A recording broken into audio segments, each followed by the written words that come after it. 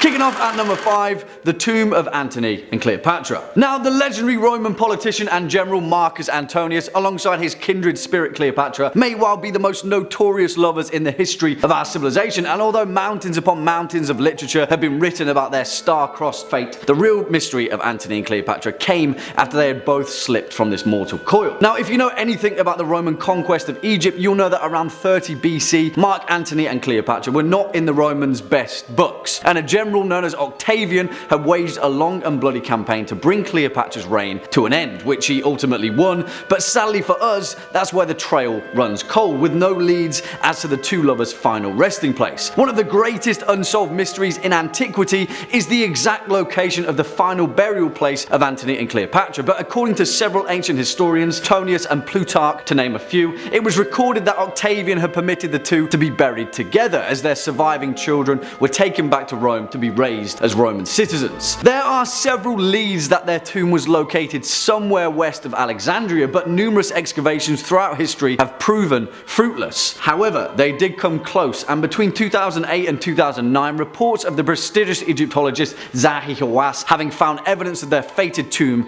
came to light. Although no concrete evidence has been unearthed, relics and memorial coins of the lovers have been found in small ceremonial tombs, perhaps pointing toward Cleopatra's and Antony's tomb being somewhere in the vicinity. The excavation continues, but whoever stumbles upon the tomb of Antony and Cleopatra will unearth one of history's greatest mysteries. Next up at number 4, the Sack of Baltimore. And now, I love this particular entry, partly for its many layers and potential implications, but mainly for the fact that it's a swashbuckling tale of chaos and carnage that seemingly came out of nowhere. On June 20th, 1631, a small village named Baltimore in West Cork of Ireland was randomly and viciously attacked by pirates. Not just any pirates though, but pirates from the Barbary coast of North Africa, which at the time was synonymous with the Ottoman Empire. Now, if you couldn't tell, that's quite a distance. This incident would go down as the largest attack by Barbary pirates in both Ireland and Great Britain, and seemingly the target was a tiny village tucked in the corner of the Emerald Isle. So it posed the glaring question,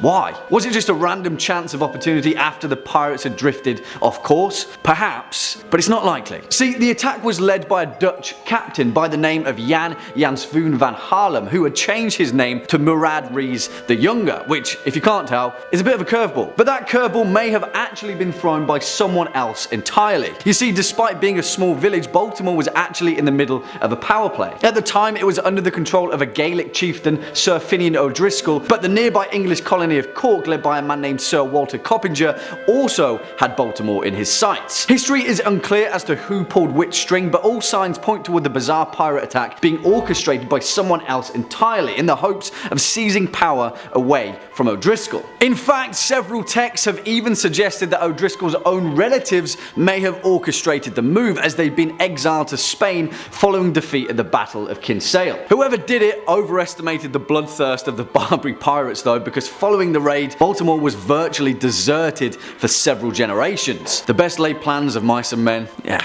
you know what they say. Coming up next at number 3, St. John's Dance. And you may have heard mention of this one before, but perhaps not in this context. You see, it's important that we note that in modern times, St. John's Dance or St. Vitus's Dance is a terrible disease also known as Sydenham's chorea that affects the nervous system and results in a series of hysterical jerking movements of the limbs, often exhibited in young children. Generally speaking, it isn't infectious, but that doesn't figure to explain the countless records of mass hysterical dancing that occurred throughout history, of literally thousands of people across Europe being afflicted by a manic need to dance. The earliest known outbreak occurred in the 7th century and was primarily thought to occur during times of intense hardship, particularly affecting the peasant and working classes. So what? You're a peasant in Dark Age Europe and all of a sudden you just start dancing and can't stop, somehow infecting the rest of your village, town or city, until there's a horde of people doing the exact same thing, potentially collapsing from exhaustion or dying from a heart attack. Well, yeah, because that's exactly what happened. One of the most well-documented cases was in 1518 in the Austrian city of Strasbourg, where a woman named Frau Troffia began dancing in the streets, and within a month, 400 people had joined her. Yeah, she danced for a month, and loads of people died. Now, there are many theories on the true explanation of St. John's Dance, and scholars still argue as to whether it truly was a real contagious disease or merely a social phenomenon. One of those theories suggests a particular fungi had infected their crops, and another suggests that it was all a misunderstanding misunderstanding and St. John's dance was actually the practice of some secretive European cult.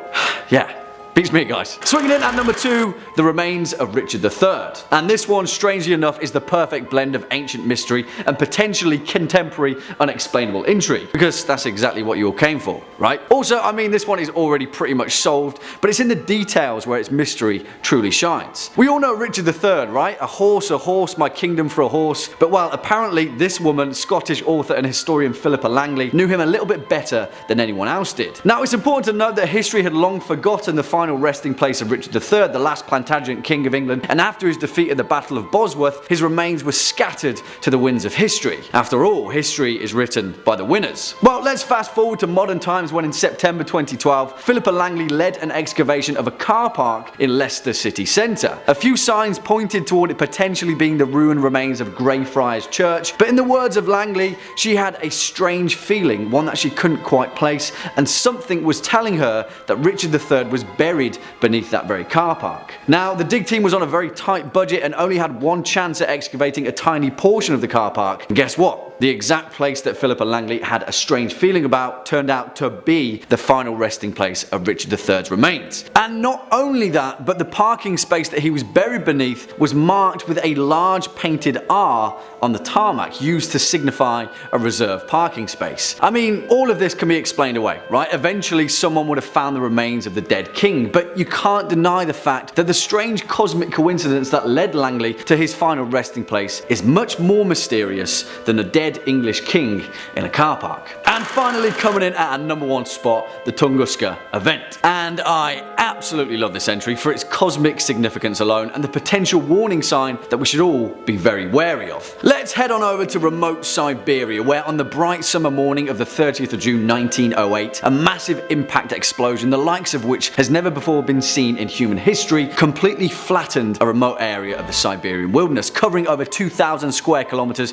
of isolated forest. As far as we know, no one was caught in the blast, but if they were, they would have certainly been obliterated by a shockwave 1,000 times greater than that of the Hiroshima atomic bomb. The Tunguska explosion completely flattened over 80 million trees in its blast radius, rupturing their roots like grass to a lawnmower. 50 or so miles away, those native to the region were knocked flat on their feet by the blast, windows shattered and buildings subsided. For all intents and purposes, it was the result of an unimaginable power. And if Tunguska had occurred over a metropolitan area, an entire city would have likely been flattened. So, what was it? Well, the leading scientific consensus is that the explosion of the Tunguska event was caused by the impact of a small asteroid, one that had possibly burned up in Earth's atmosphere and then produced a shockwave that resulted in the aforementioned cataclysm. However, not everyone buys that hypothesis, and many other researchers and scientists have proposed the Tunguska event being the result of a leak of natural gas from deep within the Earth's crust that became ignited by a storm and resulted in the Tunguska hellfire. Most evidence though points towards Tunguska being the result of an asteroid, albeit one that luckily somehow missed the vast majority of our entire populated planet. It's also important to note that researchers believe Tunguska to be the result of a small asteroid, which is a terrifying thought in itself. It poses an incredibly important question: how would our history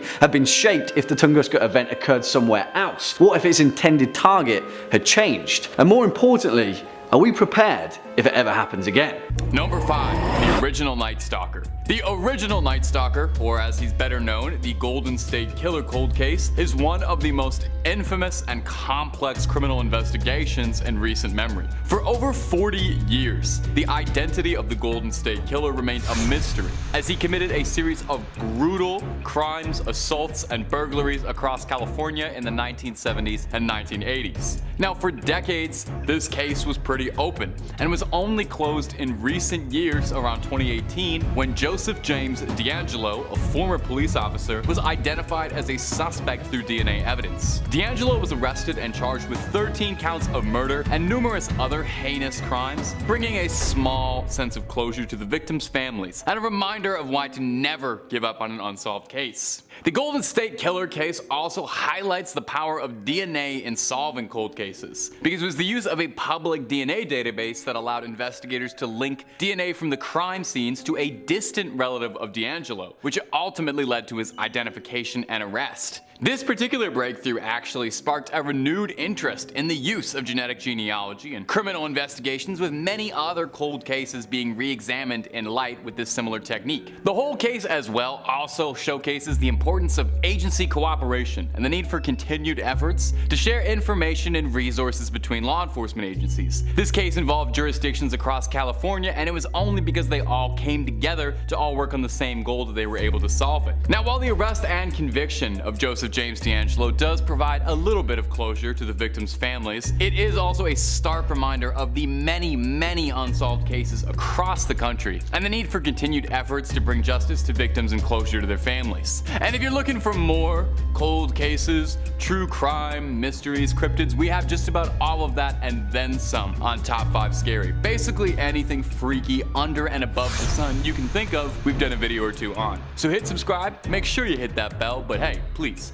do that at the end of this video, because I got more freaky cold cases for you coming right up. Number 4, the Lady of the Dunes. The Lady of the Dunes is the nickname given to an unidentified victim whose body was discovered in the sand dunes near Provincetown, Massachusetts in 1974. The woman was estimated to be between 25 and 40 years old, and her body showed signs of a brutal attack, including being nearly decapitated and having her hands severed. For 50 years, this woman's identity was completely unknown, a true Jane Doe and a tragically forgotten case. Now, over the years, there have been numerous leads and potential subjects, and all sorts of wild claims, all trying to help in their own way, including claims that the victim was an extra in the movie Jaws, which was being filmed in the area at the time. There's actually more evidence for that than not. In recent years, though, advancements in DNA technology have kind of renewed hope for this case. In 2010, a woman came forward claiming to have seen a man carrying a shovel in the area where the body was discovered.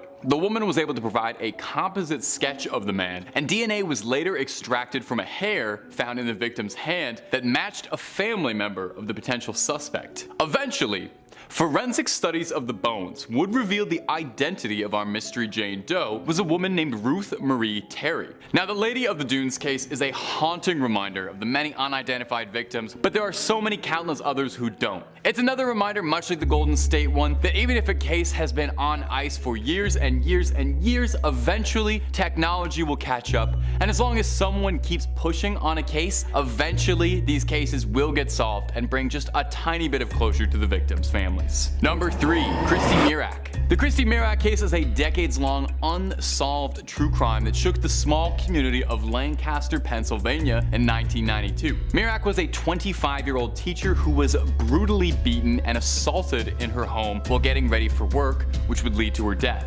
Despite extensive investigations and DNA evidence collected from the crime scene, this case would remain unsolved for over 25 years, where it would remain on ice tucked away in a back folder, until 2018, when investigators used the technology, genetic genealogy, which we mentioned before, to identify one Raymond Rowe, a local disc jockey better known as DJ Freeze, as the perpetrator behind the crime. We explained it a little bit before, but I kind of glossed over it. Genetic genealogy works by uploading a suspect's DNA to a public genealogy database, which then searches for genetic matches among millions of people who've uploaded their own DNA. Think of it kind of like a DNA Google. In Rowe's case, investigators found a match through his second cousin's DNA, which ultimately led to his arrest. Isn't that a little bit interesting how many of these cases it ended up being they could track it through someone who was related to the suspect? I just find that fascinating. Rowe eventually pleaded guilty to the killing of Christy Mirac, bringing a small sense of closure to her family and the Lancaster community. This case was one of the first successful uses of genetic genealogy in a criminal investigation, and has since sparked a renewed interest in solving other cold cases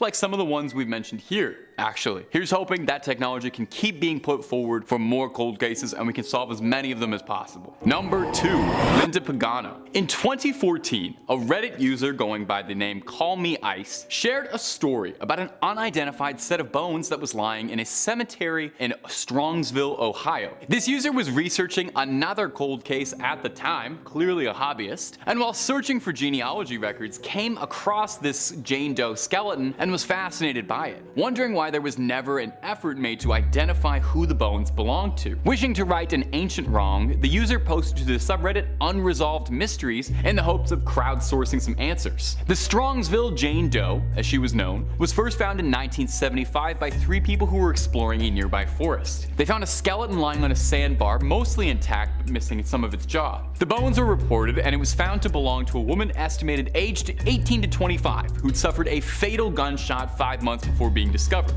Police checked her across several missing women cases but were unable to make any connections, and the trail went cold until 2014 when Reddit started to look into it. Eventually the original poster got in touch with the cemetery and managed to get access to original autopsy files, including a photo of the skull. It was sent to a digital artist and nothing much happened until in 2016 the forensic artist who had done the reconstruction came across a listing on the National Missing and Unidentified Person System, or NamUs, of a woman named Linda Pagano, who had disappeared under mysterious circumstances around 1974. Linda had come home from a concert and gotten into an argument with her stepfather, and supposedly left to go visit her mother. This was the last time anyone had ever seen Linda Pagano. The forensic artist then contacted the medical examiner's office and pulled Linda's dental records, matching Linda Pagano to the Strongsville Jane Doe, solving the mystery. Now, the identity of the attacker was never found, with some suspecting that it was her stepfather, but the family was able to find the smallest closure in knowing what became of Linda, and it never would have happened without a Reddit post. It's inspiring in a small way to know that sometimes when law enforcement agencies can't finish the job or can't close a case, that there are people out there who are willing to open source it. Keep that in mind for this similar case, also solved by the internet. Number 1. The Grateful Doe. The Grateful Doe is a notable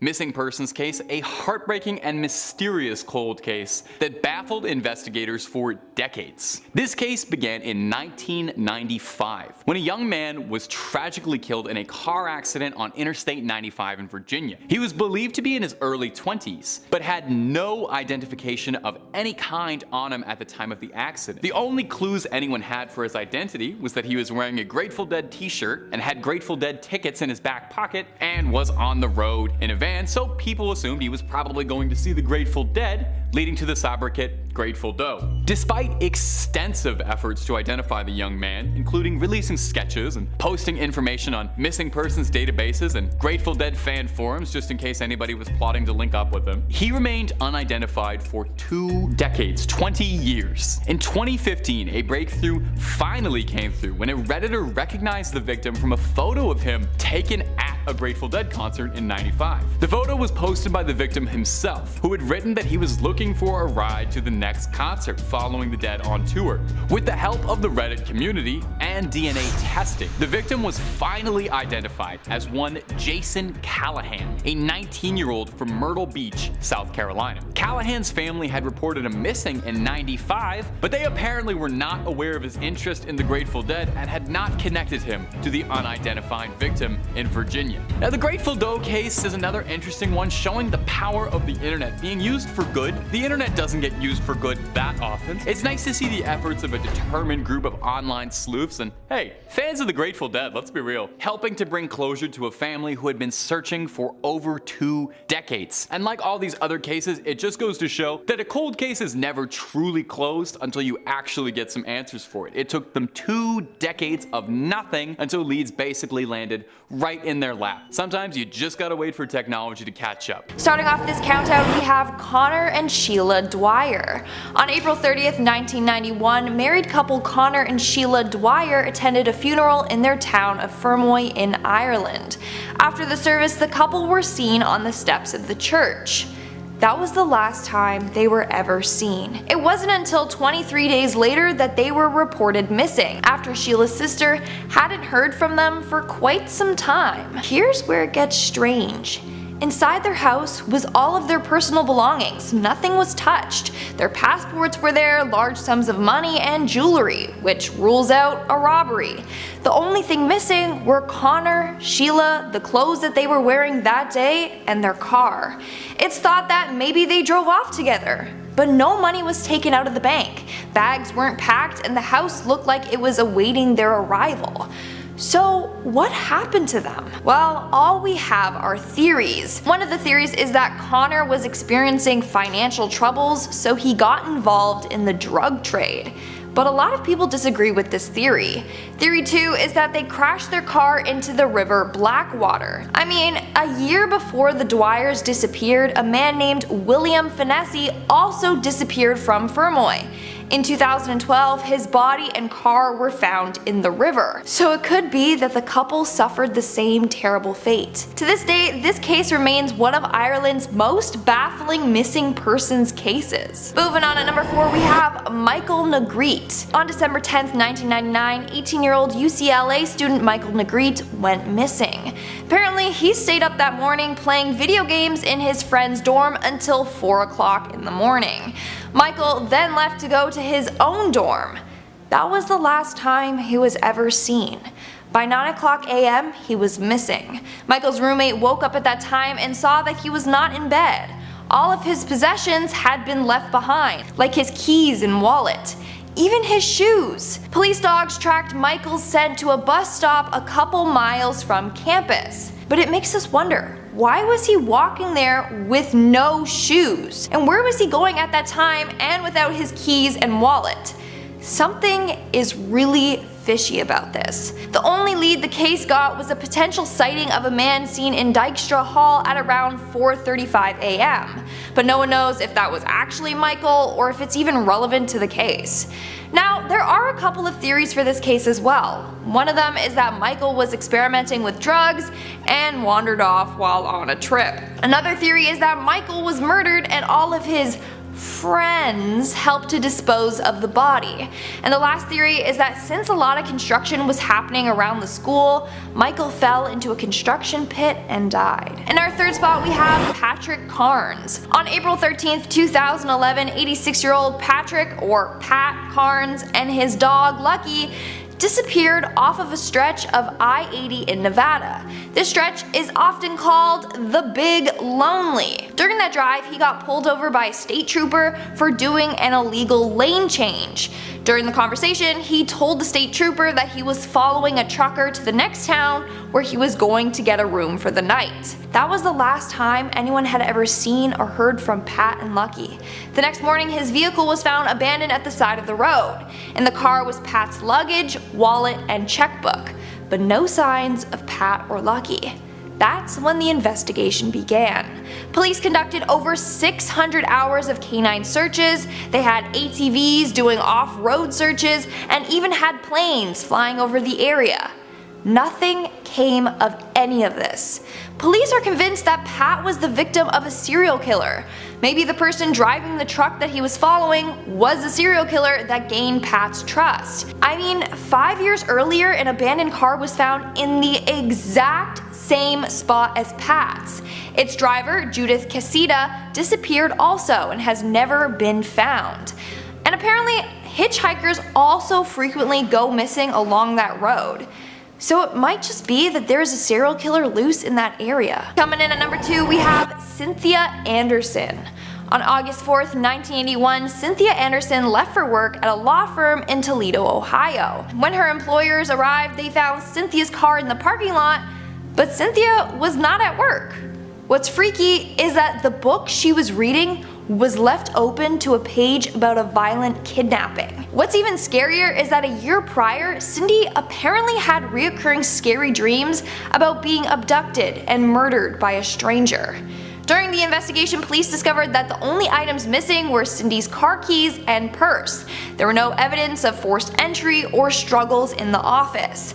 They also found that no calls were answered after 10 a.m., so it's believed that she was abducted around that time. Now, people believe that one of the attorneys that works at her law firm had something to do with her disappearance. A month later, he went to prison for dealing drugs. Authorities think that Cynthia knew about this and was kidnapped and then killed to prevent her from leaking the information. But we don't truly know. And in our number 1 spot, we have Rebecca Corum. Rebecca Corum was a 24-year-old worker on the Disney Wonder cruise ship. She disappeared on or from the ship on March 22, 2011. At 5:45 that morning, she was seen on CCTV footage talking on the phone, wearing men's clothing, and she was visibly distressed. After she hung up the phone, she was never seen again. At 9 a.m., Rebecca didn't show up for her shift. That's when the Disney staff were told to search the ship for her. This came of nothing. Then the US Coast Guards and Mexican Navy were contacted to search the ocean, thinking that she may have fallen overboard. Again, nothing. Here's where it gets interesting. Many people think that Disney knows exactly what happened to Rebecca and have attempted to cover the whole thing up. Let me share with you the facts. For starters, the captain told Rebecca's parents that he believes she was swept off of Deck 5 by a big wave. However, there were no indications of stormy weather that night, let alone a rogue wave. Then the crew showed her parents the CCTV footage of her daughter on that phone call. They claim that this was from Deck 5, saying that after the phone call, she went out on the deck where she was wiped out by the wave. But the footage was cropped to hide the timestamp and location. In fact, it was from Deck 1, not Deck 5. On top of that, the Disney crew gave the parents a sandal that they claim was Rebecca's, which they found on the deck. But the sandal was the wrong size and style of Rebecca. Even a crew member stated, and I quote, "Disney knows exactly what happened. That phone call she had, it was taped. Everything here is taped. There's CCTV footage everywhere. Disney has the tape." So he believes that Disney has the footage that shows exactly what happened to Rebecca, but they aren't releasing it with fear that it will tarnish their happy family-friendly reputation. Number 5. D.B. Cooper. One of the most infamous disappearance cases in history, and I'm gonna be honest, probably my personal favorite unsolved mystery of all time. If you haven't heard the story of the real-life daredevil heister, Mr. D.B. Cooper, you're in for a treat and then some. Depending on your definition of success, you could argue D.B. Cooper might be the most successful criminal in history, since not only did he get off with quite an impressive take, but he got away with all his crimes and avoided capture, if he's still alive, that is. On November 24th, 1971, a man using an alias of Dan Cooper walked up to the ticket counter at Portland International and booked a one-way ticket to Seattle, claiming that he was on business. He was technically correct in that assessment. Once on board the plane, Cooper passed a note to a flight attendant, and he was not asking for an extra bag of peanuts and fluffing his pillow. No, he was just letting the attendant know that he had brought a bomb on board the flight and demanded $200,000 and 4 parachutes. And if he caught a whiff of any funny business, he'd turn this plane into a national tragedy on the 6 o'clock news, see? So, you know, nothing unreasonable really. I make all those demands whenever I'm hangry, pretty normal stuff. So the plane landed in Seattle, as originally planned, and authorities were summoned to deliver the ransom money and parachutes to Cooper. The passengers were relieved and eventually let go, but the flight crew was stuck with their new boss, Mr. Cooper, who'd taken them hostage. Cooper seized the plane, planning a flight path to Mexico City, but midway through the flight, Cooper, who was a huge fan of the film Point Break and wanted to pay homage to it, jumped out of a plane with all of the money. D.B. Cooper jumping out of that plane with a suitcase full of money would be the last time anyone ever saw him. He jumped out of that plane and into the stuff of history book legends, the Hall of Fame of heisters. Move over, Payday crew, this guy's got you beat. Despite extensive searching, not a hair of D.B. Cooper ever turned up. Some speculate, rather bluntly, that perhaps he miscalculated the angle and splattered somewhere across the northwest and the heist wasn't as impressive as we thought, while others imagined that he got off easy, he's knocking back Mai Tais on a Hawaiian island, enjoying the spoils of his loot. But who was the guy to begin with? A career crook on one last job? Someone trying it out? Someone snapping? Several theories suggest he was ex-military, special forces, which would explain his proficiency. In fact, the leading hypothesis is that he was ex-military. We may never know who the real DB Cooper is,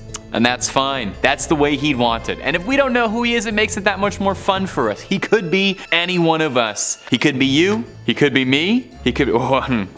I'll stop talking there. And if you're looking for more scary videos and strange stories out there, we've got all of that and then some. If you can think it up, we've probably done a video or two on it. We've got quite the catalog. So click on through, hit subscribe, and please tickle that little bell and make sure you don't miss a single scream. But would you kindly do that at the end of this video, because I got 4 more missing persons cases ready for you now. Number 4, the Mary Celeste. Our next mysterious case is a bit of an outlier, a little bit of a cheat. I know. It's not just one person going missing, it's an entire ship. How does that happen? December 1872, the captain of the Mary Celeste, one Benjamin Briggs, cast off to New York to travel to Italy for unknown reasons, but probably for the tomatoes. The ship was kept to a rather tight crew. A staff of 8, plus Briggs's wife and daughter, were enough to man the vessel. The voyage seemed like it went pretty well until another vessel, the Del Gratia, came into contact with the Celeste and were chilled at what they'd found when they recovered the ship drifting aimlessly. As rescuers boarded the ship, they were greeted with a maritime mystery to forever haunt them. The ship seemed to be in perfect working order, no signs of damage or distress. Had it not been found freely floating,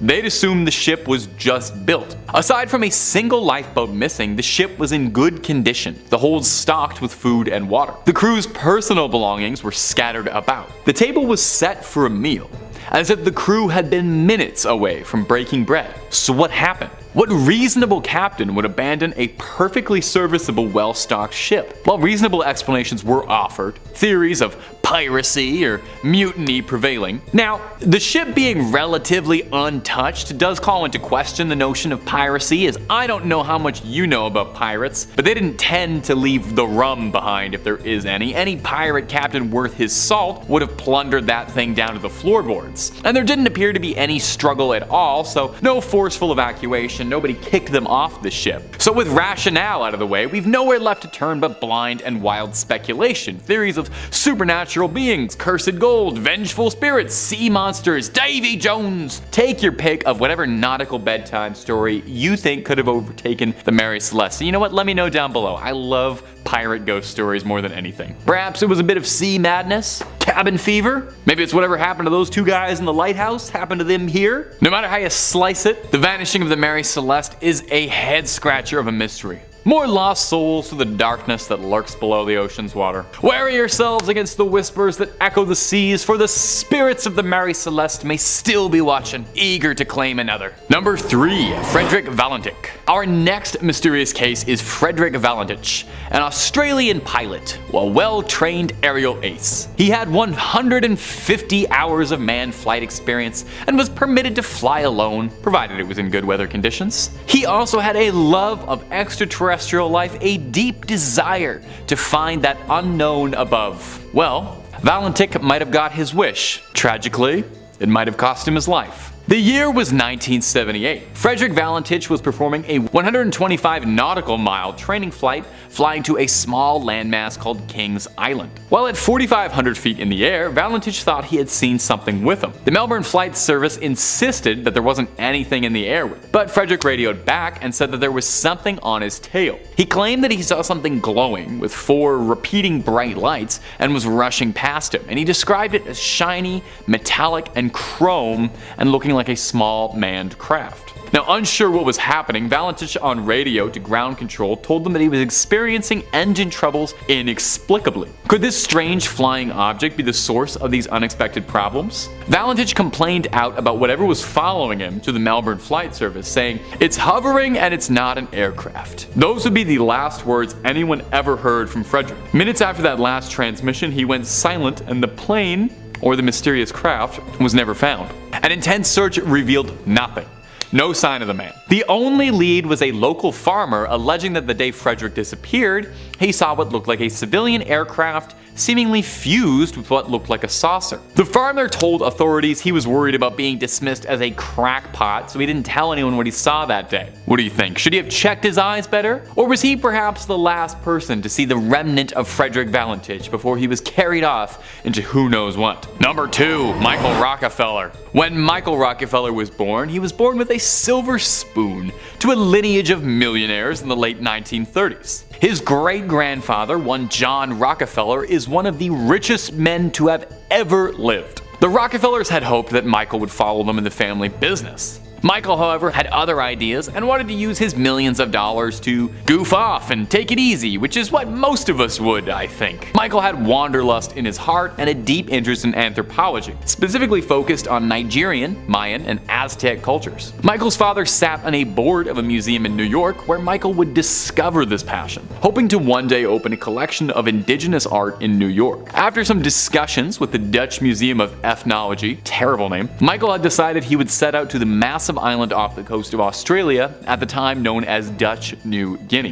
In 1961, he set off to collect the art of the Asmat people who lived there. It would be a one-way trip. The Asmat people that he was going to study were very disconnected from the rest of the world. They had previously seen Dutch colonizers, but otherwise they weren't getting a ton of visitors. The Asmat believed that the land beyond their island was inhabited by spirits, and they saw the Euros and the Americans as supernatural beings that had come over from across the sea. Michael and his team were allowed to study the people, but were banned from purchasing or taking anything, which held a great deal of significance to the Asmat. Nonetheless, Michael was thrilled with everything he'd been finding and could not wait to open his exhibit. In November 1961, Michael was on a boat accompanied by other anthropologists when a sudden squall threw the boat off its course. 12 miles away from the shore, but Michael insisted he could swim for it, and he was never seen again. The Rockefellers would spend the next few months spending a small fortune trying to find Michael, but gave up after never uncovering anything. The case went cold for years, but officers believed that Michael hadn't been lost to the water, but was rather offered as part of a sacrifice. His head chopped off, his flesh eaten, his bones made into weaponry, you know. Fun stuff. An investigator, one Carl Hoffman, uncovered this while filming the Asmat people. He saw a group of men acting out a scene, miming the act of, removing someone's head from the rest of their neck and attacking them with spears. Now, we can't really find this footage, but through interpretation and translation was a stern warning to the other villagers that Hoffman reported. Pop your ears open and take a listen. Don't you tell this story to any other man. I hope you remember it, and you must keep this for us. I hope this is for you and you only. Don't talk to anyone, to other people, or another village. If people question you, don't answer. Don't talk to them because the story is only for you. If you tell it to them, you'll die.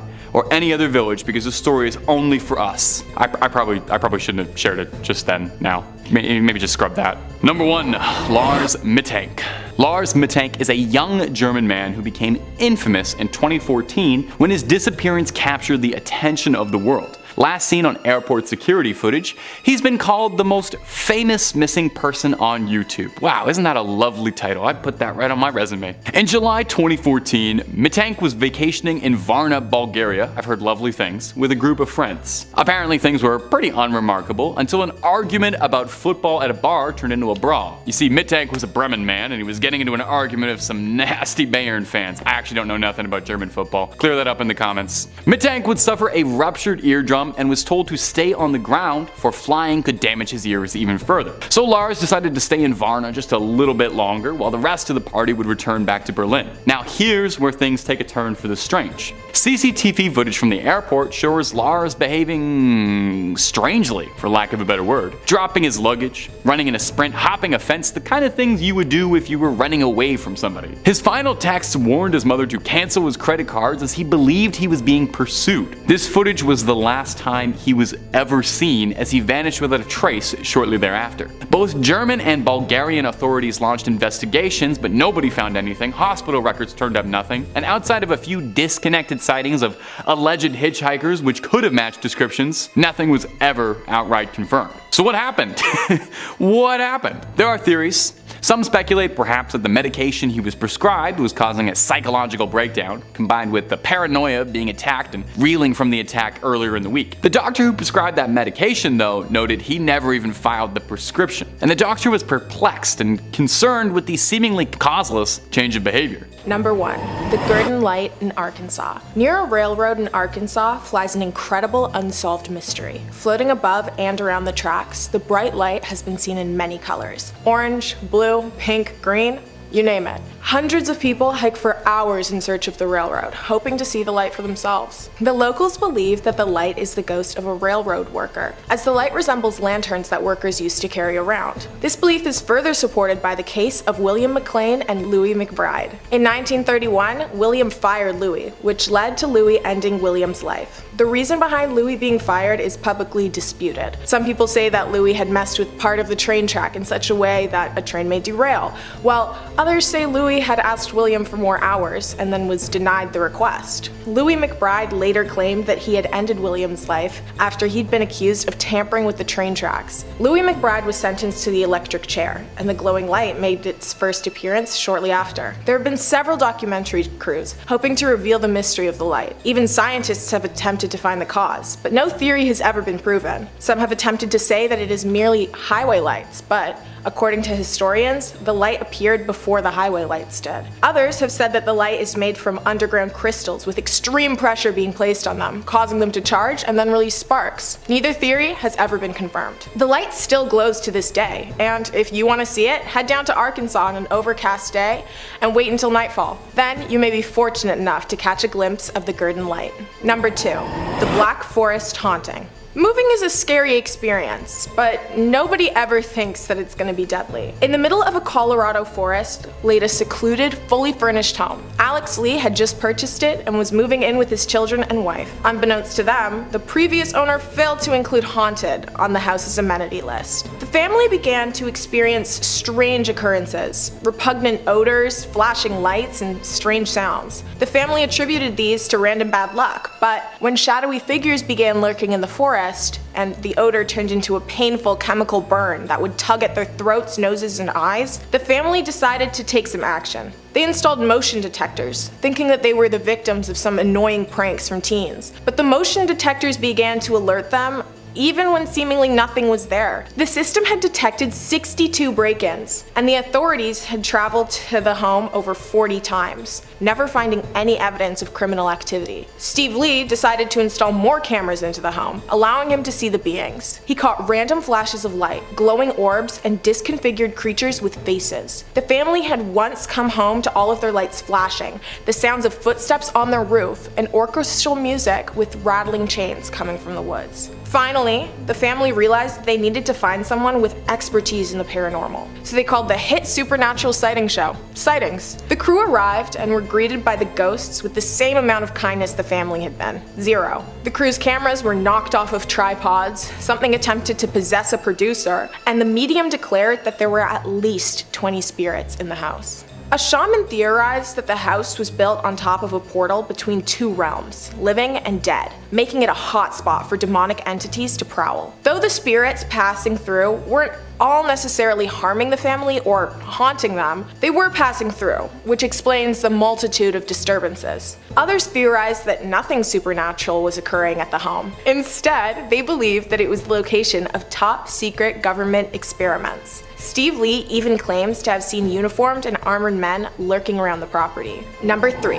The mystery ships of the Great Lakes. Everybody knows about the Bermuda Triangle swallowing ships and planes, but the mystery ships of the Great Lakes is a less known and equally perplexing mystery. Dating all the way back to the 1700s, thousands of ships are assumed to have disappeared or met their demise while traveling across the lakes. To many minds, the ground amount of sinkings is a result of the dangerous weather conditions that the lake provides, and there is no further mystery behind it. But the disappearances are where curious minds begin to wonder that it may not have been so simple. Since the 1700s, boats have traversed the waters of the Great Lakes. They were excellent sources of freshwater, fish, and natural resources. The lakes had powerful winds, which propelled the boats forward, providing sailors with a fast way to arrive at their destination. And since the 1800s, ships have been sinking and disappearing. without a trace. In 1881, the ship of Thomas Hume disappeared. In 1921, the Rosabelle was found floating upside down, empty of all passengers. It looked as though the Rosabelle had collided with another ship, but no other ship was ever recovered, and the cause of the wreckage was never found. Lake Michigan has a space known as the Michigan Triangle,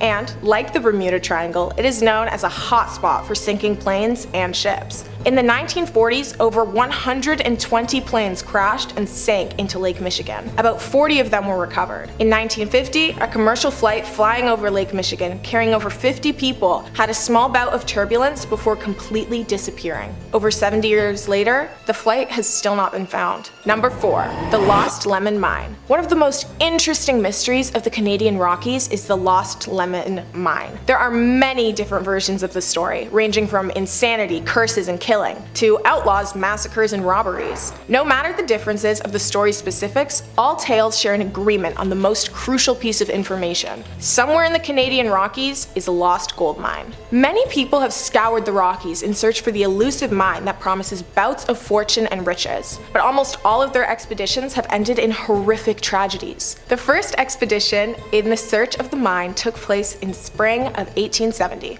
with two men, known as Lemon and Blackjack. The two men eventually came across a face of the mountains that was covered in solid gold. The men began to argue over whether they should take the gold now or return in a warmer season for it. Blackjack grew tired of the disagreement and fell asleep, but Lemon stayed awake, tossing and turning with anger. In a rage of fury, Lemon took his partner's life with an axe and began to hear noises coming from the woods. Lemon grew fearful that his partner was haunting him, and so he left the mountains in an attempt to escape the torment. Lemon searched for the mine for years, but the further into the mountains he went, the more voices and torment he endured, which always caused him to turn around and leave. Many people heard about the mine that Lemon and Blackjack found, yet every expedition to locate it came back empty-handed or insane. The Lost Lemon Mine remains unlocated to this day. Some question if the mine ever even existed, or if Lemon had simply gone insane and imagined it. Either way, if you find yourself longing to climb some mountains, consider heading over to the Rockies. Who knows, you may even find some gold. Number 5. The Black Flash of Provincetown. In 1939, a group of children returned home, terrified, claiming to have seen a creature leaping after them from the sand dunes. The parents took this as a case of overactive imaginations, but little did they know, the creature the children saw would begin to strike fear into the heart of their small town. Reports of this creature began pouring in, people claiming to see it standing and watching them. It chased after them, laughing as people screamed, fearing for their lives. The creature was given many names: the Devil of the Dunes, the Provincetown Phantom, but the name that stuck was the Black Flash, as it highlighted how impossibly fast the creature was capable of moving. The Black Flash hasn't caused any physical damage to the citizens of the town. The creature's only goal seemed to be terrifying the residents. People theorized as to what the Black Flash could be: a pranking student, a reincarnation of a similar monster, or just a collective town joke that they all agreed on. The police claimed that they had located the perpetrators behind the Black Flash, but decided to keep the identity a secret. The creature did indeed disappear, showing that there may have been some truth to the police catching the perpetrators, but many questions still lingered in the residents' minds. How could the creature move so fast? And why was the police so against sharing the perpetrator? Number 5. The Ghost Bride of Galvez. To Texans, it's no secret that Hotel Galvez is haunted. The Grand Galvez, as it's known now, first opened its doors in 1911, and since then has been said to be home to all manner of haunting, but the most retold story is that of Audra, the Ghost Bride of Galvez. Audra was a 25-year-old bride-to-be getting married there. Her betrothed was a young sailor who would frequently leave her on her lonesome while he was out on a voyage. During the periods where the sea would separate the two lovers, Audra would rent out room 501, climb out the ladder to the rooftop, and wait on the rooftop turret with love in her heart for her sweetheart to return. Now, one day during a catastrophic storm, Audra was told that her fiance's ship capsized, and overcome with grief, Audra took her own life on the roof of the hotel. Tragically, as if this wasn't sad enough, her groom would arrive a few days later, eager to surprise and re-encounter his bride as he'd survived the capsizing. And although he was never able to be with her physically again, if you believe the stories, she might might still linger around the premises. Visitors claim that Audra frequents the 5th floor, and in particular, her spirit tends to hang around the matrimonial suite and room 501. Some claim they hear random doors slamming, or strong currents of chills, flickering lights, the usual who's who of a ghost haunting a hotel. Other stories tell of seeing a candle lit on the rooftop, wondering if it's the ghost of Audra still waiting for her beloved to come back to her. The attendants at the Galvez claim that there's difficulties making electronic keys for room 501 since they're prone to malfunction frequently. Visitors to the Galvez go out specifically looking for Audra now, hoping to catch a glimpse of the spirit. If you ever go to Texas, be sure to check it out if you're brave enough. And if you're looking for more freaky stories, true crime, ghosts, cryptids, basically the whole 9 yards, Top 5 Scary has all of that and then some. So click on that bell and click on through and subscribe and find something to scream at.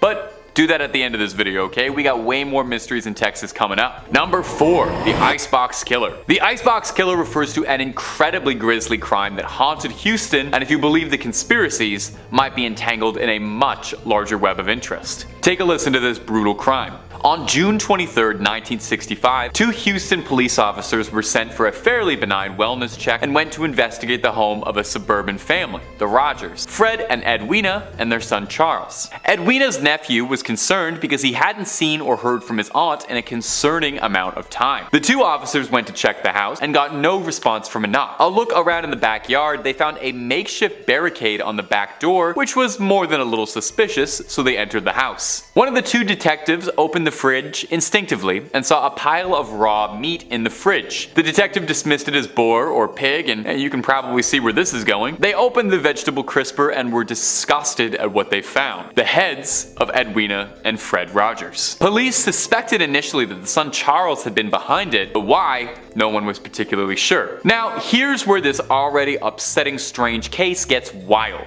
There are allegations that Charles Rogers was present the day of the JFK assassination, and some allege he was one of the 3 tramps photographed with police escort by Dealey Plaza. The conspiracy alleges that Charles Rogers, who was a former Marine and served in the Office of Naval Intelligence, was involved somehow in the larger assassination plot, and the claim is that somehow his parents discovered his involvement with the conspiracy and he had to silence them and flee. A bold claim, but Charles Rogers was never found. No proof of a body, despite being declared dead. Now, did he vanish? Or was he himself silenced to tie up a loose knot as part of something infinitely larger than himself? We may never truly have the answers for this one. Number 3.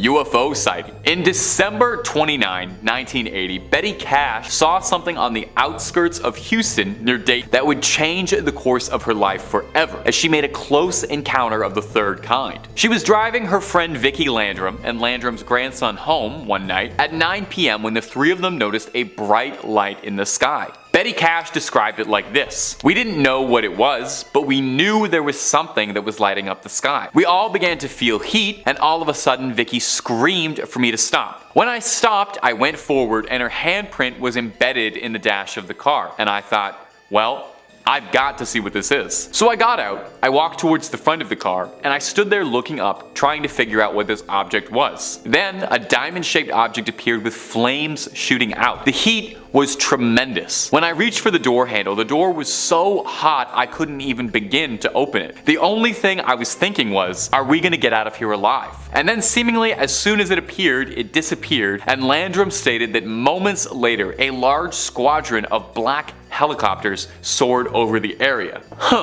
After the choppers cleared, Betty took the Landrums home and retired for the night. The next morning, however, Cash said she was extremely sick, suffering from nausea, vomiting, diarrhea, weakness, and an intense burning in her eyes. Now here's where things get curious. Landrum and her grandson all reported the exact same symptoms. Over the next few days, Cash said her symptoms worsened so much, with large blisters forming on her skin, she eventually had to be taken to a hospital where she was treated for radiation poisoning, and she lost large patches of skin and clumps of hair. To date, there has never been a conclusive answer to what happened to Cash and Landrum. The US government denied any involvement and said they don't have any diamond-shaped crafts like that in their fleet, and it wasn't from their government. Was the military testing new technology on unsuspecting victims? Was it a craft from another world touching down for a moment? There are so few answers and so many questions for this unsolved mystery. Number 2. The Death Fields. There There is a stretch of I-45 highway between Houston and Galveston that is notorious to locals due to the string of violent, horrific crimes that have all occurred there since the 1970s. Since the first body was discovered, it's been thought that anywhere from 33 bodies have been discovered there, and the truly horrifying thing is how little police and authorities seem to have on this case. Initially, detectives believed that this work was that of a serial killer, due to the sheer number of bodies being found in the area, but over time some have wondered if it could be multiple criminals. Most of the victims have been young women, typically around college ages. The FBI has said that the agency's behavioral experts have created a profile of a possible killer, but there are no known witnesses to any of the crimes and no common person to connect them all. An official statement that was given by the FBI said that the signs point to one killer, although multiple killers can't be ruled out. Given the nature of the area where the bodies were found, it was likely someone with roots in the area, someone who would have known these fields were a good place to hide a body. In 1998, a man named Edward Howard Bell was arrested and claimed to have been involved in the deaths of 11 girls in Galveston County. And although he was a suspect in the aforementioned I-45 case, police unfortunately didn't have enough evidence to tie him to those larger crimes. Only one death on the I-45 was ever convicted, when Louisiana police arrested Kevin Edison Smith in 2009 on a completely unrelated charge. A DNA test found that it matched the body of a girl who had disappeared from Texas in 1996 and whose body was tragically found on the I-45. From this confession and conviction from two different criminals, it's suspected that multiple people were involved in these grisly crimes. Hopefully one day this case can be closed for good and the I-45 can go back to just being a highway. And number 1, the servant girl Annihilator. Perhaps one of the most infamous criminals to ever live in Austin, and to this day is still anonymous and possibly will forever. The servant girl Annihilator, absolutely brutally named, I cannot believe they called him that, was a serial killer who preyed on young women in Austin between 1884 and 85. He is thought by some to be America's first serial killer, hardly a badge of honor if you ask me. He attacked wantonly, and despite his name, he was not exclusively targeting women. He fatally attacked 7 women, 1 man, and additionally seriously injured 6 women and 2 men. All of his victims he would attack indoors while asleep and then would finish the job outside, leaving them to be found. His victims were all posed in similar manners and were all found with a sharp object inserted into their ears. Texan lawman started a manhunt for the criminal, arresting 400 men in the year of 85 in a desperate attempt for any leads on who was terrorizing the community. Interestingly, the top theory of elected officials at the time was that the servant girl Annihilator couldn't possibly have been committing all of these crimes by himself as one lone deranged criminal, but rather an identity shared by a group of men carrying out heinous acts all together. Now, in the end, no one was ever successfully accused of being the servant girl Annihilator. And what happened to him was additional police patrols and civilian militias around Austin ended up scaring the Annihilator off. Or so you think. A theory, although an outlandish one, is that the servant girl Annihilator would move to London to continue his crimes, as 3 years later, the Whitechapel killings would start and Jack the Ripper would terrorize the streets of London, leading to some people suspecting that maybe these 2 lunatics were connected in a way. Think about that, a globe-trotting serial killer wasn't content with just one, had to move, get 2 different scary nicknames. Imagine if both your nicknames were Servant Girl Annihilator and Jack the Ripper. A little much for one guy. In 5th place, we have the sunken kingdom of Cantor Guelod. I swear I do look up pronunciations for words, I really do. Anywho, welcome to a place that has a lot of things in common with the legendary Atlantis. Cardigan Bay is home to some outstanding coastal trails overlooking the bay, with many people saying that they can see glimmers of buildings underneath the water. And that has led to the story of the sunken kingdom, a city that was once thriving that had been lost to the waves due to the carelessness of a lockkeeper called Scythenen. People still claim that you can see the buildings and hear the bells ringing out to this day. So it was originally a fertile and prosperous kingdom, with no fewer than 16 heavily populated cities, and was said to occupy a lush, fertile area that laid on a stretch of land running between Ramsey Island and Bardsey Island, which is now Cardigan Bay, West Wales. But it was like low-lying. A number of steep embankments and gates have been built to protect the land from flooding. There was a system of gates to allow water to enter the kingdom in order to irrigate the agricultural pastures. The kingdom was ruled by Gwydno Garahir, and he had made his friend Scythenen guardian of the sea defenses, a role that included making sure the gates gates were shut every night. However, after a night of revelry at the king's palace, Saithanan stumbled drunkenly into bed without checking that the gates were closed, and unfortunately, it happened to be a stormy night that night, and the high spring tides broke through the defenses, quickly flooding the entire area and forcing its people to escape to the hills. So, there is physical evidence that inhabited land did disappear under the waves during the period that the tale is set, as well as the stumps of an ancient sunken forest that can be seen at very low tide at Inislas. Archaeologists have also found a timber walkway dated between 3,000 to 4,000 years ago, which was probably built so locals could continue to live in an increasingly waterlogged environment. In 1770, a Welsh scholar by the name of William Owen Pugh reported seeing sunken human habitations about 4 miles off the Ceredigion coast, between the rivers Ystwyth and Teifi. Human and animal footprints have also been found preserved in the hardened top layer of peat, along with burnt stones that came from ancient hearths. In fourth place, we have the Berwin Mountains UFO, known as the Roswell Event, after similarities with the infamous Roswell extraterrestrial event in the US. The cause of this 1974 phenomenon is still very much up for debate, something I like to hear. So on the evening of the 23rd of January in 1974, residents of the Berwin Mountains area in northern Wales reported a loud noise and a bright light in the sky. A Ministry of Defense investigation found that there were about 5 other reports of UFOs seen over the UK at 10 p.m. that same night, which is when this incident happened. 3 sightings were in the home counties, 1 in Lincolnshire and another in Sussex. Witnesses reported seeing a bright light in the northwest which seemed to fall towards the horizon. An expert who undertook independent research into the Berwin Mountains incident for the British Astronomical Society reported that a fireball was visible over most of the UK that night. Now, sightings were received from Somerset, Norfolk, Manchester, and Edinburgh, which is noted. The fireball descended from about 120 kilometers in the sky to about 35 kilometers before disintegrating over Manchester. UFO experts claimed that a UFO crashed and the British government covered up the military's recovery of a crashed spaceship. Witnesses claimed to see a bright ball of yellow over top before feeling a huge tremor underfoot. Now, many have tried to make sense of it all, and the list of theories is as long as my arm. And still, no one really knows what happened, not even those who live in the Berwin Mountains. In third place, we have the death of Hugh Watson. Alrighty, time for a bunch of wild facts. So when a barn in Landsworth burned to a crisp in December of 1976, firefighters found the body of a 77-year-old man who lived alone, had no relatives, and was last seen drinking at the local Pennyburn Hotel in Landsworth, which was a location he was known to frequent often.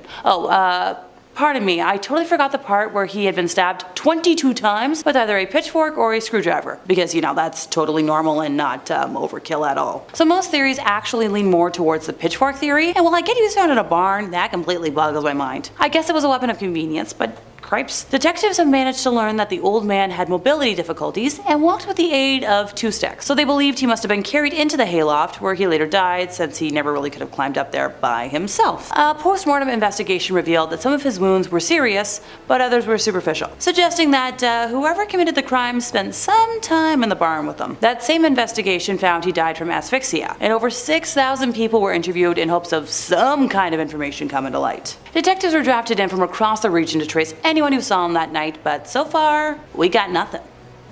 Who knows?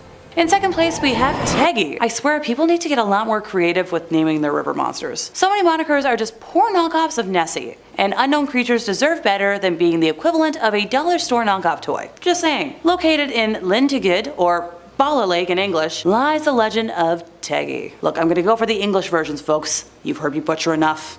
First spotted in 1975, Teggy is thought to be an amphibian around 12 feet in length, described as a grayish brown or black in color, and typically between 8 to 12 feet long. This mysterious animal is believed to have 1 or 2 humps, a long neck, and a roundish football-sized head with a crocodilian snout. So there have been sightings throughout the years, but kind of like Nessie, nothing super substantial. A witness in 1975 claims that out of nowhere she saw a grayish object moving in the water, and whatever it was at least 8 feet long and had a small hump in the middle and was moving towards the eastern shore. So when she jumped into her car and drove to the point where she thought the object would come ashore, no sign of her. And when people pressed this witness afterwards for a description, she told them it looked like closest to a crocodile. She returned to Bala Lake the following day and found a very large dead pike on the shore with massive bite marks on it that are believed to have been left by Teggy. So another witness, going by B. Vickers, reported spotting the monster at close range in the summer of 1992. She said it was twilight when she was on the shingle beach of the lake in front of the Catamaran Club, looking for flat stones to, skim over the lake's calm surface, when she suddenly turned a full 80 degrees and looked straight at the monster, who was looking right back at her. So at 20 meters away, with its black head and neck clear above the surface of the water. Ooh,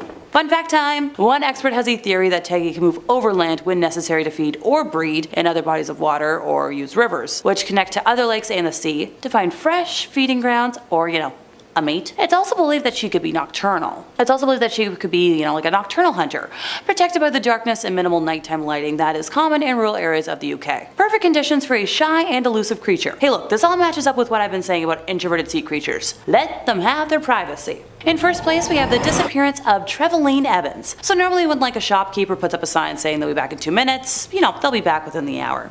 Right? Well, this shop owner and antique dealer, Trevelyan Evans, put up this sign in 1990 and, she hasn't come back. Longest lunch break ever, honestly. So she had been away during the week of her disappearance with her husband Richard, who was renovating the couple's holiday bungalow, and returned to Llangollen on Wednesday, the 13th of June. Fast forward to Saturday, the 16th, she opened her shop, Attic Antiques on Church Street, at the usual time of 9:30 a.m. and had parked her dark blue Ford Escort Estate 200 yards away. And for people like me who are completely vehicle clueless, notice how I stumbled over that because vehicles, is just a 90s long blue car. Laugh all you want, but I constantly vex my dad with how little I can verify any type of vehicle, even though I've been surrounded with car knowledge since birth. It's not in the brain. So during the morning, approximately 25 friends and customers had called in, and according to the friends who visited, she appeared, relaxed, happy, and heck, she even made plans to go out that night. And the weather that day was sunny, according to the police, and the town center was described as, busy.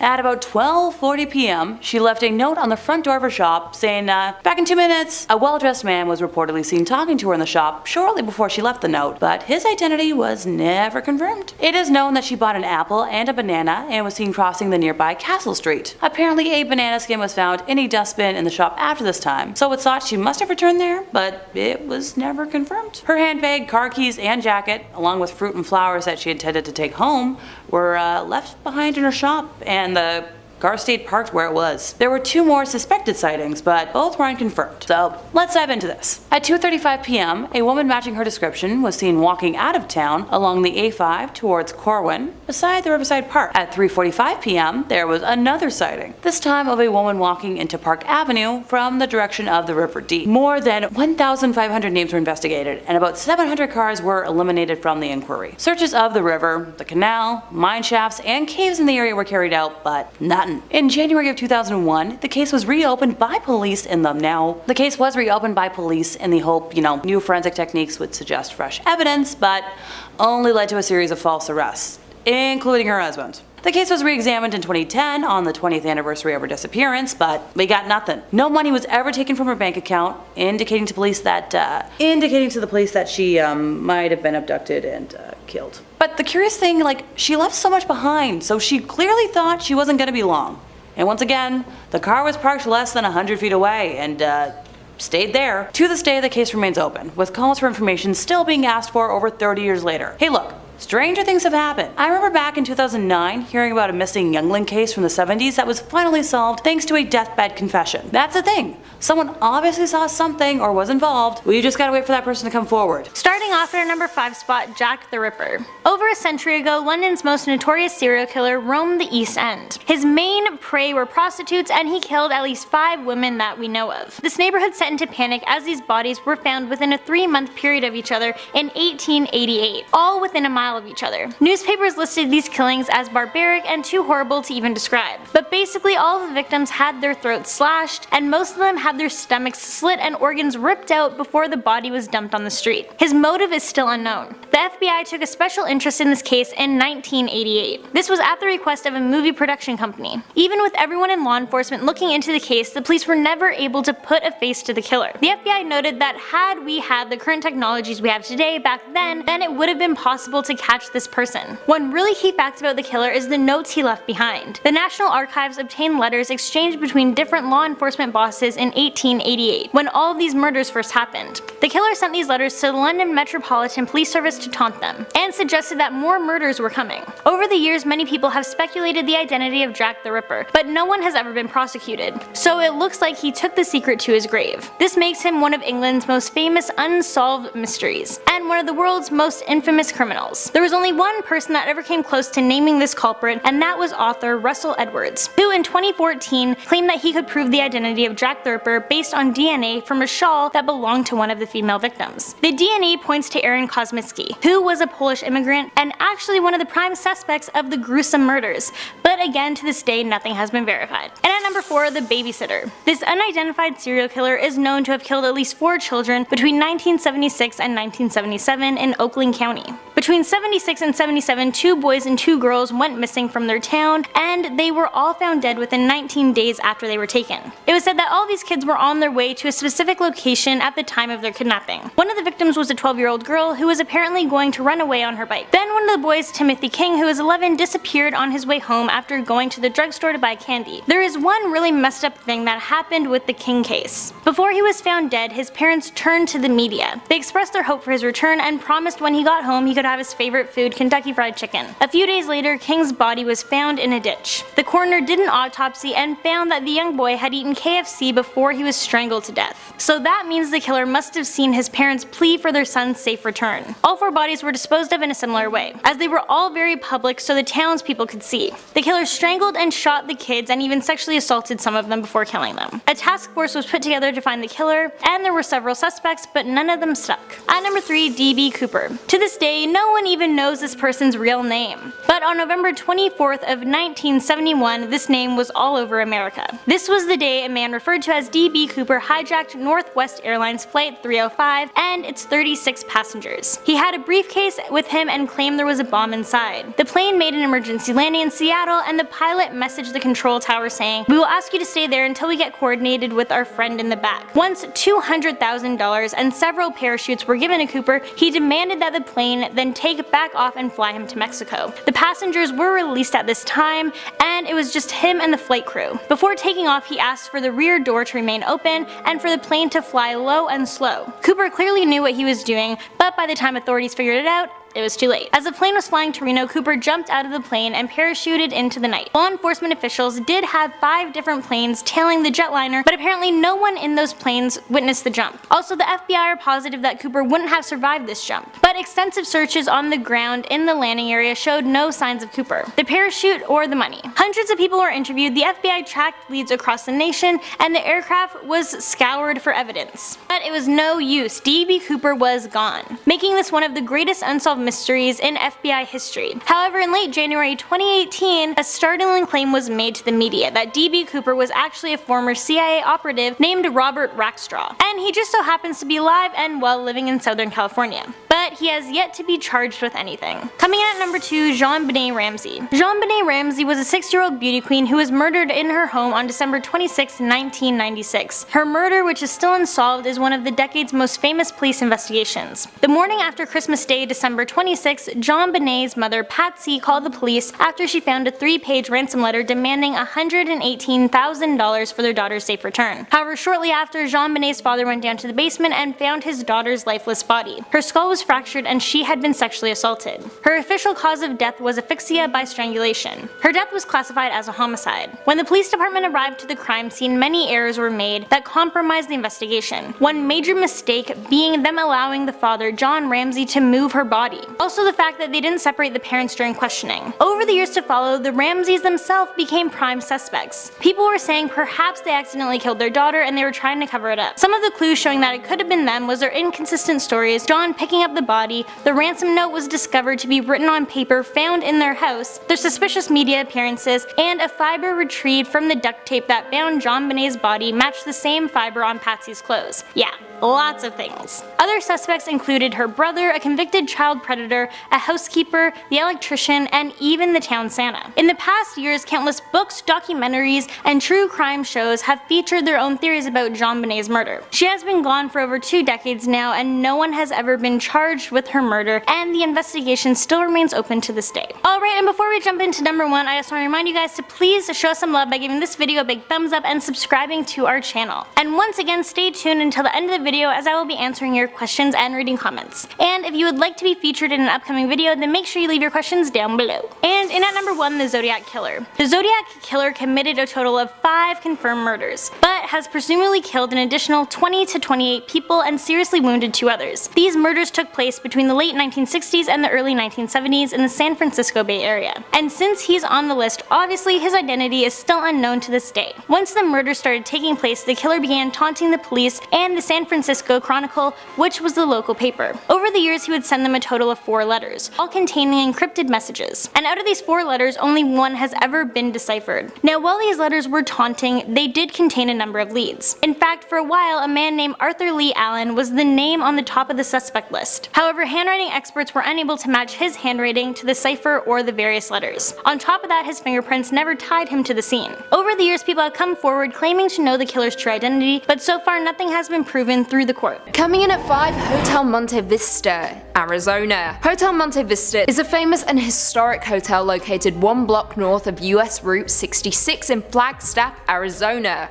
The hotel was built back in 1927 and is a centerpiece of the historic downtown district. However, it's become more popular for the otherworldly goings-on inside its walls. Guests who have stayed in room 220 have experienced the TV changing channels on its own, and some even said they have felt cold hands touching them while they slept. However, arguably the most popular ghost story to emerge from the hotel is that of the Phantom Bellboy, who is said to knock on doors and announce room service, but when guests open their doors, no one's there. Another popular haunting, and perhaps one of the most disturbing, is the sound of an infant crying in the basement. I quote, "Staff have found themselves running upstairs to escape the sound of the cries. Though the sounds are very real to those who hear them, there's been no information that has explained the phenomenon." That is a direct quote from the hotel's website. Spooky. Would you dare stay there? Coming in at 4, Ariana Grande's haunting. Now, we have a Hollywood ghost story at this number coming from the mouth of none other than Ariana Grande. Yep, that's right. Ariana Grande was supposedly haunted by a ghost back in 2013 when she visited Stull Cemetery in Kansas, a place that is supposedly so scary the Pope refuses to fly over it because it's reputed to be one of the 7 gates to hell.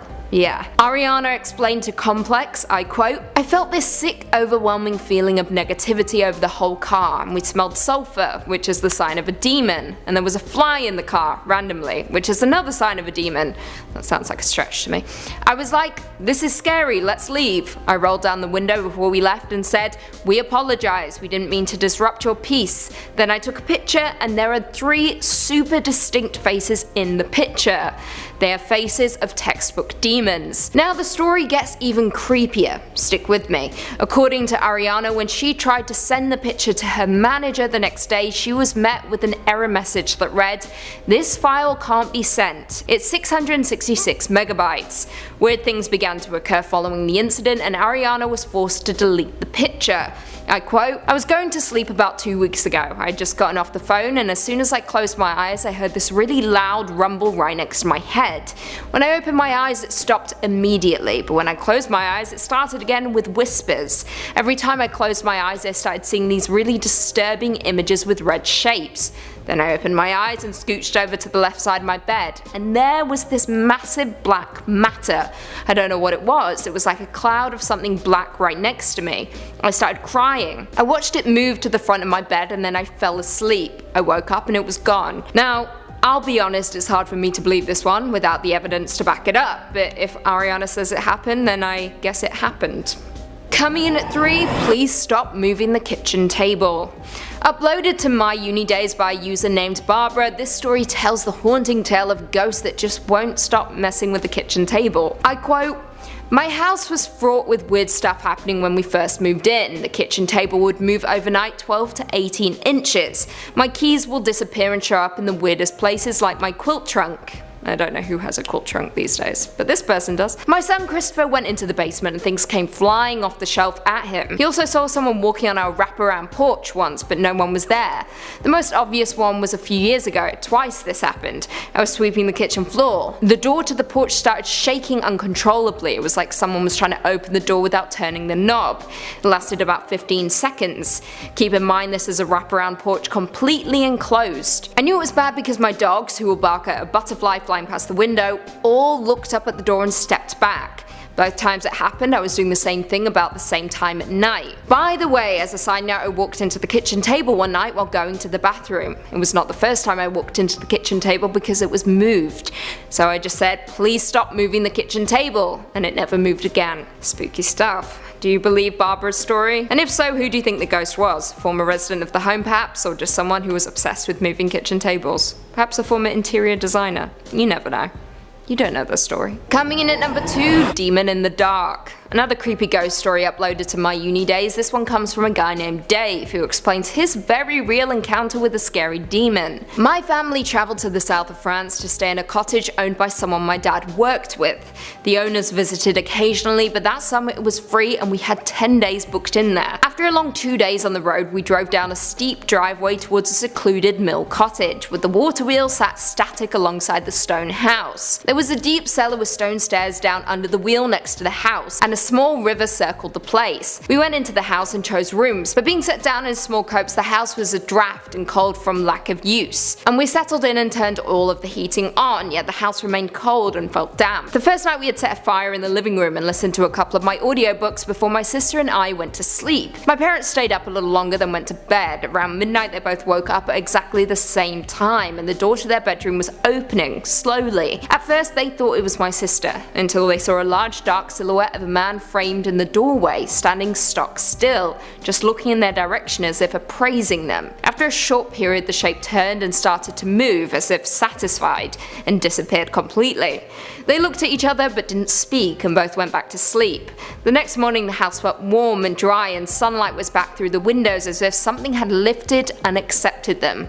They spoke the next day and both agreed that although they were skeptics, it could not have been anything other than something supernatural in that doorway, deciding their worth. What do you guys think about that one? Demon encounter? Intruder? Or just trick of the light? Do you think there was a man there, or is this all pretend? You tell me. I think it was just an old house that took a little while to heat up. But that's not very scary, is it? And finally, coming in at number 1, Hotel Cecil. Of course, there is no building more haunted than the Cecil Hotel that has numerous unexplained deaths and hauntings that are still ongoing today, even after it changed its name to Stay on Main. Creepier still, there's an entire list of suicides reported on its Wikipedia page, with the first reported case happening in 1931, followed by a long string of similar deaths in 1932, 1934, 1937, 1938, 1939 and 1940. The 30s were not a good time for the Cecil, that's for sure. During the same time, other tenants of the building also died by suicide, and one man was pinned to the exterior wall by a truck. In 1962, a woman jumped from the 9th floor window and landed on a pedestrian, killing them both. In 1964, tenant Goldie Osgood was brutally murdered, which had remained unsolved. And of course, one of the most famous cases is that of Elisa Lam, a 21-year-old traveller who was found dead in the rooftop water tank of the hotel after guests began to complain of a funky taste. Now, with this number, it isn't so much the ghosts themselves that are the unsolved haunting, but the hotel itself, which seems to curse anyone who stays in it or near it. Number 5. The Dark Watchers. California is oft considered one of the most beautiful states. It's got gorgeous mountains, lush beaches, sunny days, it's practically a paradise. But behind sun-streaked sands at the peaks of the Santa Lucia Mountains lies a dark secret, a mysterious group of shadowy beings watching over the people below. The locals call them Los Vigilantes Oscuros. Los Vigilantes Oscuros, or the Dark Watchers, were first reported during the 18th century by Spanish settlers who arrived there. The stories would describe these tall, featureless specters that would appear for a moment, serving as a warning before someone's imminent disappearance. It was the last thing you'd ever see. Now, these creatures towered over mortals and looked human enough, but were anything but. They stood 10 to 12 feet tall and were said to be draped in cloaks or capes and wore large brimmed hats like that of a witch. Folklore and oral stories describe these creatures as sternly observing, watching over on high, and seemingly only pursuing those who disturb them. But it is said that those who approach these figures vanish into oblivion, never seen again, not even leaving behind a footprint. So what are they? With hundreds of years worth of reports and sightings, surely someone must have some guess as to what scary shadow people are watching you in the mountains. Now, the prevailing and admittedly kind of dull theory is that the Dark Watchers are a symptom of pareidolia, a very common psychological phenomenon in which the human brain attempts to seek out patterns that it recognizes in something weird. It's why our brain often fills in strange details in the sky. If we see something up there, we can see a flying saucer kind of because we want it to be a flying saucer, you know? Our brain fills in the details we think we see. Encounters of Dark Watchers could just be the shadows of swaying trees or creatures darting about in the night and tired eyes mistaking it for something else. But this video is about unsolved paranormal mysteries, and it's more likely this might be a paranormal phenomenon for which there is no comfortable scientific or reasonable explanation. These creatures through the veil exist in a way I just can't understand. So perhaps it's best for now that we follow their example, and you know what? We just watch. We just observe, we take nothing but photos, we leave footprints, I think that's how it goes, and we keep watching Top 5 Scary. The shadow people told me to say that. It's actually crazy, the shadow people also told me that their one wish is they want for you guys out there to like and comment and subscribe and hit that little bell to make sure you get all the videos that we put out. It's weird that they were so specific with their orders, but that's I'm just relaying what they told us. So keep on watching Top 5 Scary, but do all that subscribing business at the end of this video, because otherwise you're gonna miss the rest of the California mysteries I got for you. Number 4, the Ghost of Hollywood. The Hollywood sign is probably one of the most iconic landmarks on the West Coast. Instantly you see that and you know you're in La La Land. But did you know it might be haunted by the spirit of a Hollywood starlet who took her life years ago? Beneath the monument to Tinseltown's glitz and glamour lies a dark secret that perhaps would be better left buried. Peg Entwistle was a young actress and a Hollywood hopeful who had a dream, like many before her, to come to Hollywood and become a household name, making it big on the silver screen. She had a small career on Broadway and then traveled to California to make it in the pictures and landed a role in a picture 13 Women. Now, by the time the film had premiered to test audiences, her role was cut almost entirely down to 12 women, causing her to fall into a depression. The film released and was neither a commercial or critical hit. Despondent, Entwistle thought there was no hope for her. On September 16th, 1932, she left her home to climb the Hollywood sign and cast herself off of the H to the hiking trail below. Now, since then, hikers and visitors to Hollywood's famous landmark have reported strange occurrences around the tourist spot. Hikers claim they can smell strange perfume in the air, thought to be Peggy's favorite. Joggers sometimes claim they see an ethereal woman in 1930s with a sad expression walking down the trail. That could also just be Lana Del Rey though. One park ranger, John Arbogast, claims he sees her almost nightly whenever it's too foggy. Sees her sitting, brooding, forever trapped in the place she could never make her dreams happen. This does give me an idea though, maybe a little way to solve everybody's problems. Maybe somebody makes a movie about the ghost and the Hollywood sign, and then instead of blowing your budget on special effects, you ask her to play the ghost. She gets to star in a big movie. You get to make a movie about ghosts. She might pass on. Everybody wins. Win, win, win, win, win. Just make sure if you make that movie, I produce that, okay? So keep me in the credits. Number 3,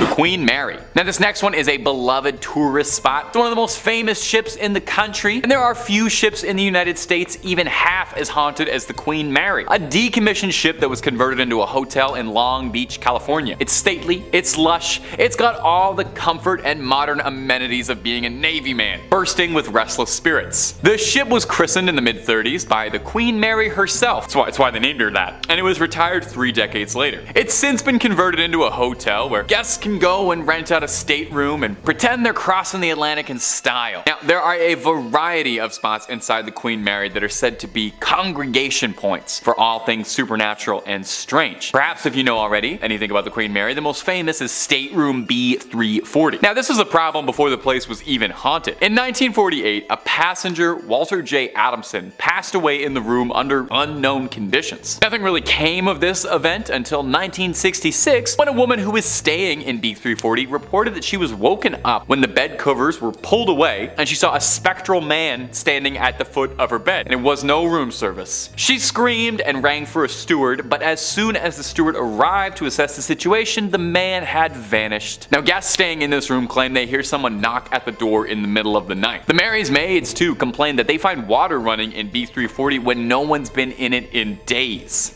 People have reported all kinds of ghosts around the pool as well. There's a woman in an old wedding gown people say they see, a young boy in a suit, a cloud of steam appearing out of nowhere, and then a girl in a blue and white dress who disappears in an instant, or maybe it's a gold and black dress, I'm not sure. Whatever the case, there's so many ghosts up in the Queen Mary, it's definitely worth checking out if you've got an EMF reader in your suitcase when you're going to California. Number 2, Griffith Park. Now if you're a real avid cinephile, a student of the silver screen, perhaps you'd recognize Griffith Park for its use in a ton of Hollywood productions. The sprawling, rugged, mountainous set is home to a lot more than memorabilia for Hollywood. It's also said to be home to spirits and haunted by a century-old curse. It's said to have started all the way back in 1863, when Donna Petronilla, the niece of land baron Don Antonio Feliz, was cut out of her will. She was spurned and placed a hex on his land and cursed him for this indignation. She vowed that the land would never turn a profit for him, and that as long as he lived there, he would suffer misfortune until his untimely death, and anyone who was stupid enough to own the land afterward would get the same treatment. Now, local historians say the man who negotiated the ranch's rights was slain in a saloon duel, and the land's new owner was fatally struck by bandits in Mexico, so not looking good. A wealthy industrialist would end up buying up 4,000 acres of the land in the 1880s, but he ended up donating the land to the city of LA after strife and all sorts of malfeasances were causing problems with his ownership. He ended up striking his wife in a rampage. Now, she survived, but he went to prison for 2 years and passed away almost immediately after his release. Pretty suspicious, pretty strange. The landowners all died in rags, their reputation tarnished, and now that it's LA property, Griffith Park wasn't making anyone particularly rich. Was Donna Petronilla's curse that effective, or just a series of sheer coincidences? There are some who say Donna still watches over the land, ensuring her vengeance is carried out forever. Some visitors to Griffith Park claim that they see her spirit haunting the ground. Her vengeful ghost is said to appear as a lady in an all-white dress who materializes before locals for a moment. And number 1,